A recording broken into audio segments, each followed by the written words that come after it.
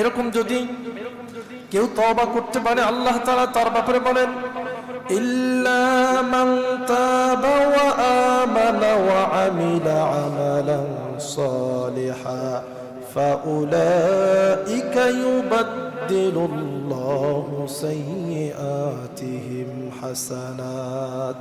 আল্লাহ তাআলা বলেন কোন ব্যক্তি যদি অন্যায়ের পরে খালেস তওবা করতে পারে, তওবা করার পরে আর কোনোদিন অন্যায় কাজ করে নাই, নেক আমল করেছে, ভালো কাজ করেছে, ওই তওবাকৃত গুনাহের দিকে আর কোনোদিন ফিরে যায় না, তওবা সে ভঙ্গ করে না, তওবাকে ধরে রেখেছে, আল্লাহ পাক বলেন তার পিছনের জীবনে যত গুনাহ রয়েছে আল্লাহ রাব্বুল আলামিন সব গুনাহ তো মাফ করে দেবেনি। ইউবাদদিলুল্লাহু সাইয়্যাতিহিম হাসানাত, তার সমস্ত খারাপ আমলগুলোকে আল্লাহ সওয়াব দিয়ে ভরপুর করে দিবে। কোরআনের আয়াত সূরা ফুরকানের ৭০ নম্বর আয়াতে আল্লাহ বলেন ইউবাদদিলুল্লাহু সাইয়্যাতিহিম হাসানাত, যে তার যত অন্যায় ছিল, গুনাহ ছিল, খাঁটি তওবা করলে সে গুনাহগুলোকে আল্লাহ সওয়াব দিয়ে পরিবর্তন করে দিবে। তিনি কত বড় রহমান, কত বড় রহিম। এরকম একটা ঘটনা সহিহ মুসলিমের মধ্যে এসেছে। একজন সাহাবীর নাম হলো হযরত মাইজ ইবনে মালিক। উনি একবার অন্যায় করে ফেলেছেন, মস্ত বড় অপরাধ করেছেন, জিনা করে ফেলেছেন। আল্লাহর হাবিবের কাছে এসে বললেন ইয়া রাসূলুল্লাহ, আমি জিনা করেছি, আপনি আমার বিচার করেন। নবীজি তার থেকে মুখটাকে অন্যদিকে ফিরাই নিলেন। মাইজ ইবনে মালিক আবার আল্লাহর হাবিবের দরবারে এসে বললেন হুজুর, আমি জিনা করেছি, অপরাধ করেছি, আপনি আমার বিচার করেন। নবী আবার মুখটাকে ফিরাই নিলেন।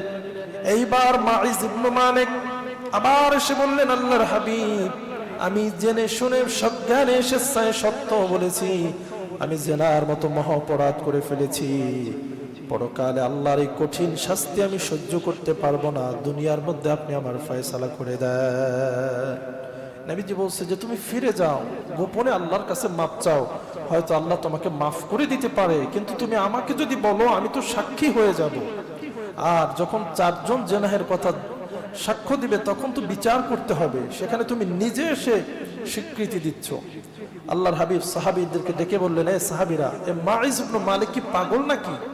বলে যে না ইয়া রাসূলুল্লাহ, সে সুস্থ জ্ঞানবান। আল্লাহর হাবিব বললেন মাইজ ইবনে মালিক কি তিনি মাদকাসক্ত নাকি, মদ্যপান করেছে নাকি? সাহাবায়ে কেরাম বললেন হুজুর, মাইজ ইবনে মালিক সে কোনো মদ্যপান করে নাই, সে মাদকাসক্ত নয়। আল্লাহর হাবিব বললেন তাহলে সে কোনো পাগল বা মানসিক রোগী? বলে তাও না। তাহলে সেই যে কথা বলতেছে যে সে জিনা করেছে, এটা কি সত্য? সাহাবায়ে কেরামের মধ্যে কেউ কেউ স্বীকৃতি দিলেন হুজুর, আপনার সাহাবী মাইজ ইবনে মালিক তিনি যে কথা বলছেন, স্বীকৃতি দিয়েছেন, এটা সত্য। আল্লাহর হাবিব তারা আবার ডাকলেন, মাইজ ইবনে মালিক, আমি তো তুমি বারবার বলার পরে মুখ ফিরিয়ে নিচ্ছি, আমি চাচ্ছি যে তুমি গিয়ে গোপনে তওবা করো, আল্লাহ মাফ করবে, কিন্তু তুমি বারবার কেন আসছো? চোখের পানি ছেড়ে দিয়েছে। হুজুর, আমি তওবাতুন নসুহা করে ফেলেছি, আল্লাহর কাছে খালিস তওবা করেই আপনার কাছে এসেছি, কিন্তু আমি অপরাধ করেছি, এত বড় অপরাধ আমার মন কিছুতেই মানছে না, পরকালে আমি আল্লাহর কঠিন আযাব কেমনে সহ্য করব, এজন্য আমি আপনার কাছে আসছি, আপনি দুনিয়াতে আমার বিচার করে দেন, যাতে পরকালে আমার প্রতি আল্লাহ তাআলা আর কোনো শাস্তি প্রয়োগ না করে।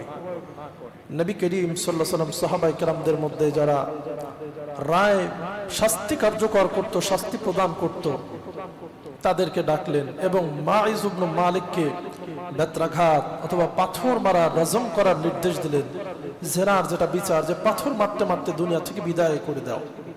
তো মানুষ মৃত্যু যতই কামনা করুক, ওই বাস্তবতাটা অনেক কঠিন। দেখবেন আগে তো আসলে এগুলো জানা যেত না, এখন অনলাইনের সুবাদে অনেক কিছু জানা যায়, যে মানুষ যে আত্মহত্যা করে, নাউযুবিল্লাহ, আল্লাহ মাফ করুক, পড়ুন আমিন।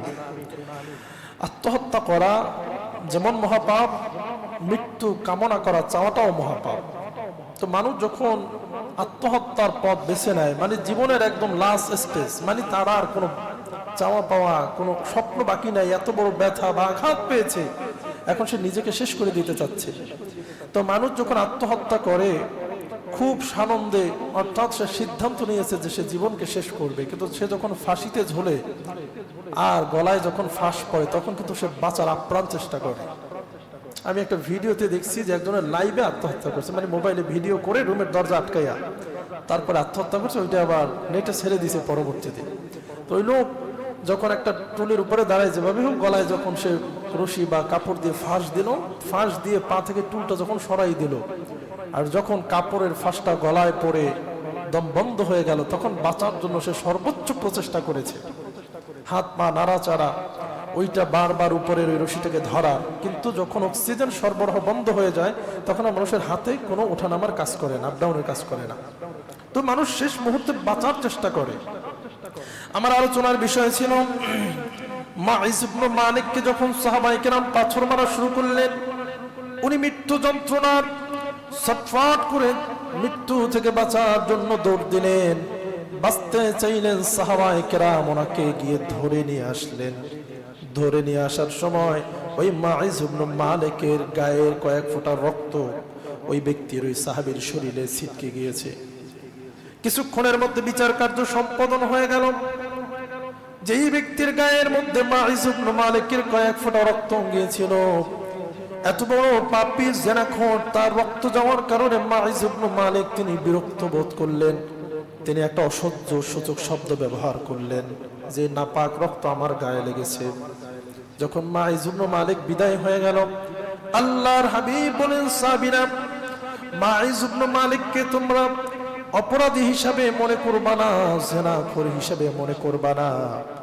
এমনকি তোমাদের মধ্যে তার রক্ত তোমাদের গায়ে সেটার কারণে কেউ কেউ বিরক্তি প্রকাশ করেছে, কিন্তু আল্লাহ রাব্বুল আলামিন জিবরাইলের মাধ্যমে আমাকে জানিয়ে দিয়েছেন মাইজ ইবনে মালিক আল্লাহর ভয় তার অন্তরে এত বেশি পয়দা হয়েছে, এমন খালেস তওবা করেছে, গোপনে তওবার পরেও পরকালে আল্লাহ রাব্বুল আলামিন তাকে যাতে পাকড়াও না করে, সে কারণে দুনিয়ায় নিজে আমার কাছে সে স্বীকৃতি দিয়ে শাস্তি নিয়ে বিদায় হয়ে গিয়েছে। তার তওবা আল্লাহ রাব্বুল আলামিনের দরবারে এত কবুল হয়েছে, তোমাদের এখানে সবচাইতে আল্লাহর প্রিয় তিনি হয়ে গিয়েছে। এবং যত তওবাকারী তওবা আল্লাহ কবুল করেছে, তার উসিলায় কবুল করে নিয়েছে, পড়েন সুবহানাল্লাহ। এজন্য বাবাজিরা আমার, মুসলিম ভাইরা আমার, খালেস তওবা যদি করতে পারেন, আল্লাহ পাকের প্রিয় হয়ে যাবেন। আর পিছনের গুনাহগুলো আল্লাহ মাফ তো করবেনই, বরং গুনাহগুলোর সওয়াব দিয়ে বদলাই দিবেন।